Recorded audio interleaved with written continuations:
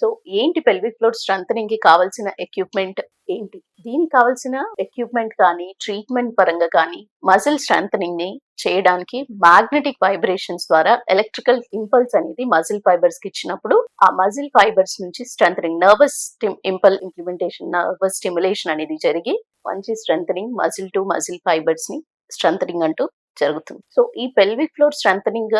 అనేది magnetic vibrations ద్వారా జరిగినప్పుడు ఈ థెరపీని ఎఫ్ఎంఎస్ థెరపీ కింద కన్సిడర్ చేస్తారు. ఈ ఫంక్షనల్ మ్యాగ్నెటిక్ స్టిమ్యులేషన్ అనే థెరపీని యూజువల్లీ వీళ్ళే కాకుండా, అంటే ఇప్పుడు చెప్తున్న సమస్యలతో బాధపడుతున్న వాళ్ళే కాకుండా కొంతమంది రెక్టస్ అబ్డామినస్ మజిల్ గా, అంటే బాడీ కంటోరింగ్ కి స్పెసిఫిక్ గా ఒక ఆర్గాన్ కి కానీ థైస్ ఎక్కువగా ఉన్నాయి, లేదా ఆర్మ్స్ అనేది పెద్దగా ఉన్నాయి, ఫ్యాట్ డిపాజిషన్ ఎక్కువగా ఉంది, ఇలా బ్యాక్ కి కానీ, back pain, chronic back pain ఉన్న వాళ్ళు కానీ, బాడీ కంటోరింగ్ కి పొట్ట భాగంలో ఫ్యాట్ ఎక్కువగా ఉన్న వాళ్ళు, అంటే మమ్మీ మేక్ ఓవర్ చేసుకోవాలనుకున్న వాళ్ళు, ఈ మజిల్ లాస్ కి, ఫ్యాట్ లాస్ కి కూడా ఎఫ్ఎంఎస్ థెరపీ యూజ్ చేసుకుని మ్యాగ్నెటిక్ స్టిమ్యులేషన్ ద్వారా యూజ్ చేసుకుని అడిపోస్ టిష్యూ అంటే ఫ్యాట్ సెల్స్ ని కరిగినట్లుగా చేసి అది యూరిన్ ద్వారా కానీ, మోషన్స్ ద్వారా కానీ షెడ్ ఆఫ్ అయ్యేలా మెథడ్ అనేది యూజ్ అవుతుంది.